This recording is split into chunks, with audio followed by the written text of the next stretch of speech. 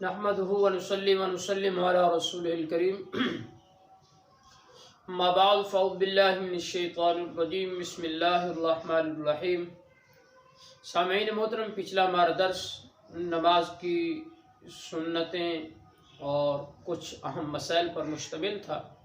तो आज का हमारा ये दर्स भी नमाज की सुन्नतें और उसके मुताल्लिक़ चंद एक अहम मसाइल पर मुश्तमिल होगा।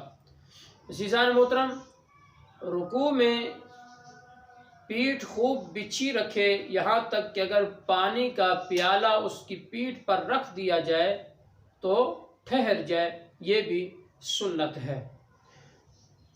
चंद एक मसाइल इसके हवाले से, रुकू में न सर झुकाए और न ऊंचा करे बल्कि पीठ के बराबर रहे। हदीस पाक में है, सरकार सल्लल्लाहु अलैहि वसल्लम ने इरशाद फरमाया, उस शख्स की नमाज नाकाफी है, यानी कामिल नहीं, जो रुकू और सुजूद में पीठ सीधी नहीं करता। इसी तरह नबी पाक सल्लल्लाहु ताला अलैहि वसल्लम फरमाते हैं, रुकू और सुजूद को पूरा करो कि खुदा की कसम मैं तुम्हें अपने पीछे से देखता हूँ।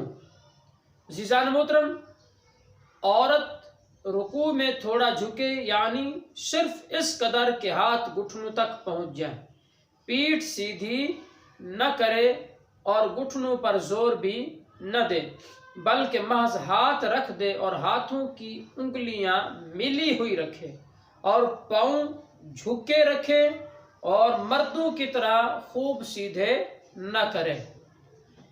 इसी तरह 3 बार तस्बीह अदना दर्जा है कि इससे कम में सुन्नत अदा नहीं होगी, यानी रुकू की तस्बीह या सजदे की वो 3 मरतबा हो, ये सुन्नत है। इससे कम अगर पढ़ी तो सुन्नत अदा नहीं होगी, और 3 बार से ज्यादा कहे तो अफजल है, मगर ताक अदद पर ख़त्म करे। अगर ये इमाम है और मुक्तदी घबराते हों तो फिर ज्यादा न करे, यानी 3 मरतबा से ज्यादा न करे। हज़रत अब्दुल्ला बिन मुबारक रज़ी अल्लाह ताला से है कि इमाम के लिए तस्बीहात 5 बार कहना मुस्तहब है। और इसी तरह नबी पाक सल्लल्लाहु अलैहि वसल्लम का फरमान है, जब कोई रुकू करे और 3 बार सुबहान रब्बियल अज़ीम कहे तो उसका रुकू तमाम हो गया, और ये अदना दर्जा है। और जब सजदा करे 3 बार सुबहान रब्बियल आला कहे तो सजदा पूरा हो गया, और ये अदना दर्जा है। रुकू से जब उठे तो हाथ न बांधे बल्कि लटका हुआ छोड़ दे, ये भी सुन्नत है। और समी अल्लाहु लिमन हमिदा की हा को साकिन करे और इस पर हरकत ज़हर न करे, और हमिदा की दाल को खींचे भी नहीं, ये भी सुन्नत है। रुकू से उठने में इमाम के लिए समी अल्लाहु लिमन हमिदा कहना और मुक्तदी के लिए अल्लाहुम्मा रब्बना वलकल हम्द और मुनफरिद को दोनों कहना सुन्नत है। रब्बना लकल हम्द से भी सुन्नत अदा हो जाएगी, मगर वाव का इजाफा करना ये बेहतर है, जैसे रब्बना वलकल हम्द, और अल्लाहुम्मा का इसके साथ होना ये और बेहतर है। तो फरमाया, हुजूर नबी पाक सल्लल्लाहु ताला अलैहि वसल्लम इरशाद फरमाते हैं, जब इमाम समी अल्लाहु लिमन हमिदा कहे तो अल्लाहुम्मा रब्बना लकल हम्द कहो। जिसका कौल फरिश्तों के कौल के मुवाफिक हुआ उसके अगले गुनाहों की मग़फ़िरत हो जाएगी।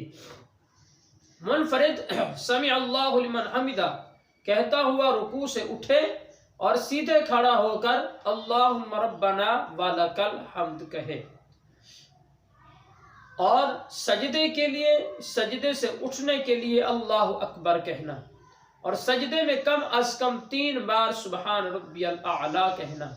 सजदे में हाथ का ज़मीन पर रखना, और सजदे में जाए तो ज़मीन पर पहले घुटने रखे, फिर हाथ, फिर नाक, फिर पेशानी, और जब सजदे से सर उठे तो इसका बरअक्स करे, यानी पहले पेशानी उठाए, फिर नाक, फिर हाथ, फिर घुटने।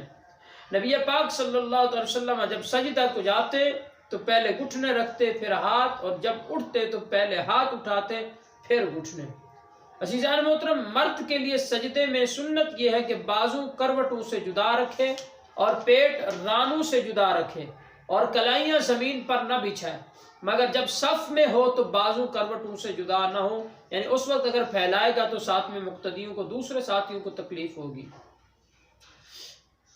نبی پاک صلی اللہ علیہ وسلم فرماتے ہیں سجدے میں اعتدال کرے اور کتے کی طرح کلائیاں نہ بچھائے۔ عزیزان محترم، جو کلائیاں بچھا کر سجدہ کرتے ہیں زمین پر، یہ ان کے لیے حکم ہے، لہذا کلائیوں کو بچھانا نہیں چاہیے، یہ مردوں کے لیے ہے۔ اور اسی طرح حضور علیہ السلام نے ارشاد فرمایا جب تو سجدہ کرے تو ہتھیلی کو زمین پر رکھ دے اور کوہنیاں اوپر اٹھا لے۔ ام المؤمنین حضرت میمونہ رضی اللہ تعالی عنہا سے روایت ہے، فرماتی ہیں کہ جب حضور علیہ السلام سجدہ کرتے تو دونوں ہاتھ کروٹوں سے دور رکھتے، یہاں تک کہ ہاتھوں کے نیچے سے اگر بکری کا بچہ بھی گزرنا چاہتا تو گزر جاتا۔ اور اسی کی مثل دوسری حدیث پاک میں ایک مقام پر حضرت عبداللہ بن مالک رضی اللہ عنہ سے روایت ہے کہ ہاتھوں کو کشادہ رکھتے یہاں تک کہ بغل مبارک کی سفیدی ظاہر ہوتی تھی۔ عزیزان محترم، یہ مرد کے لیے حکم ہے۔ اب عورت کے لیے حکم کیا ہے؟ عورت سمٹ کر سجدہ کرے، یعنی بازو کروٹوں سے ملا دے اور پیٹ ران سے ملا دے اور ران پنڈلیوں سے ملا دے اور پنڈلیاں زمین سے ملا دے، اس طرح سمٹ کر وہ سجدہ کرے گی۔ دونوں گھٹنے ایک ساتھ زمین پر رکھے، اگر کسی عذر وغیرہ کی وجہ سے نہیں رکھ سکتا تو پہلے ایک گھٹنا پھر دوسرا، بہتر یہ ہے کہ پہلے سیدھا گھٹنا رکھا جائے۔ سجدے میں ایک پاؤں اٹھا ہوا رکھنا یہ مکروہ و ممنوع ہے۔ دونوں سجدوں کے درمیان مثل تشہد کے بیٹھنا، یعنی بایاں قدم بچھا کر اور داہنا قدم کھڑا رکھنا اور ہاتھوں کا رانوں پر رکھنا اور سجدوں میں انگلیوں کا قبلہ رخ ہونا اور ہاتھوں کی انگلیاں ملی ہوئی ہونا۔ عزیزان محترم، سجدے میں دونوں پاؤں کی 10 انگلیوں کے پیٹ زمین پر لگنا سنت ہے اور ہر پاؤں کی 3 انگلیوں کے پیٹ زمین پر لگنا یہ واجب ہے۔ اگر 10 کا قبلہ روح ہونا یہ بھی سنت ہے، یعنی 10 کی 10 انگلیوں کا قبلہ روح ہونا یہ بھی سنت ہے۔ عزیزان محترم، جب دونوں سجدے کر لے تو اب رکعت کے لیے پنجوں کے بل اور گھٹنوں پر ہاتھ رکھ کر اٹھے، یہ سنت ہے۔ اگر کوئی کمزوری وغیرہ ہے کہ ایسی اور وجہ ہے کہ ہاتھ ٹیک کر جو ہے زمین پر ٹیک کر جو ہے نا اٹھنا پڑتا ہے تو کوئی بھی حرج نہیں ہے، وہ اٹھ سکتا ہے۔ اور اسی طرح جب مرد بیٹھے گا تو اپنا ایک پاؤں بچھا لے گا، اسی کے اوپر بیٹھے گا، دوسرا پاؤں کھڑا رکھے گا، لیکن عورت جو ہے وہ اپنے دونوں پاؤں داہنی جانب یعنی دائیں جانب نکال لے گی اور پھر وہ سرین کے بل زمین پر بیٹھے گی۔ عزیزان محترم، شہادت پر اشارہ کرنا، یوں کہ چھوٹی انگلی اور انگوٹھا اس کو یہاں باندھ لے گا اور اس کے پاس والی انگلیوں کا دائرہ بنا کر اس طرح جو ہے حلقہ بنا کے دے گا اور لا پر انگلی کو اٹھائے اور اللہ پر رکھ دے، بقیہ اس کے بعد سب انگلیاں سیدھی کر لے۔ یعنی جس وقت جو ہے وہ اشہد اللہ الہ الا اللہ، جب اشہد اللہ پہ پہنچے گا تو اس طرح انگلی کھڑی کر دے گا اور بقیہ اس طرح دائرہ بنا لے گا اور اس طرح انگلی کھڑی کر دے گا، اور جس وقت پھر اشہد اللہ پر کرے گا الا اللہ، اشہد اللہ الہ الا، جب اللہ پہ پہنچے گا تو اس وقت انگلیاں سیدھی کر دے گا اور وہ انگلی بھی سیدھی کر کے بچھا لے گا۔ عزیزان محترم، تشہد میں کلمہ شہادت پر پہنچتے تو انگلی سے اشارہ کرے اور کرتے تو فرمایا اس وقت جو ہے وہ حرکت نہیں دیتے تھے۔ حضرت ابو ہریرہ رضی اللہ عنہ فرماتے ہیں کہ نبی پاک صلی اللہ علیہ وسلم جب تشہد میں کلمہ شہادت پر پہنچتے تھے تو انگلی مبارک سے اشارہ کرتے تھے اور حرکت نہیں دیتے تھے۔ اسی طرح عزیزان محترم، سرکار علیہ الصلوۃ والسلام نے ایک شخص کو دیکھا کہ وہ 2 انگلیوں سے اشارہ کر رہا ہے تو نبی پاک صلی اللہ علیہ وسلم نے ارشاد فرمایا توحید کر یعنی ایک انگلی سے اشارہ کر۔ عزیزان محترم، اسی طرح قعدہ اولا کے بعد تیسری رکعت کے لیے اٹھے تو زمین پر ہاتھ رکھ کر نہ اٹھے بلکہ گھٹنوں پر زور دے کر اٹھے۔ اگر کوئی حرج ہے، اٹھنے میں کوئی تکلیف ہے تو پھر وہ زمین پر ہاتھ رکھ کر اٹھ سکتا ہے۔ عزیزان محترم، اسی طرح درود شریف میں حضور صلی اللہ تعالی وسلم اور حضور سیدنا ابراہیم علیہ السلام کے اسماء طیبہ کا ذکر ہو، ان کا نام مبارک لفظ جو ہے وہ سیدنا کہنا، اس کے ساتھ یہ بھی بہتر ہے۔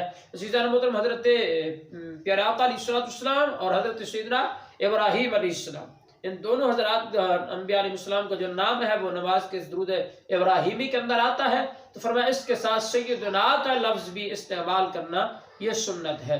عزیزان محترم، یہ نماز کی چند ایک سنتیں اور چند ایک اہم مسائل آپ حضرات کے سامنے آج کس درس کے اندر ذکر کیے۔ اللہ تبارک و تعالیٰ کی بارگاہ سے دعا ہے کہ اللہ تبارک و تعالیٰ ہمارے اس آج کے درس کو اپنی بارگاہ میں قبول و منظور فرمائے اور ہمیں سنت کے مطابق نماز ادا کرنے کی توفیق عطا فرمائے۔ آمین۔ وآخر دعوانا الحمدللہ رب العالمین۔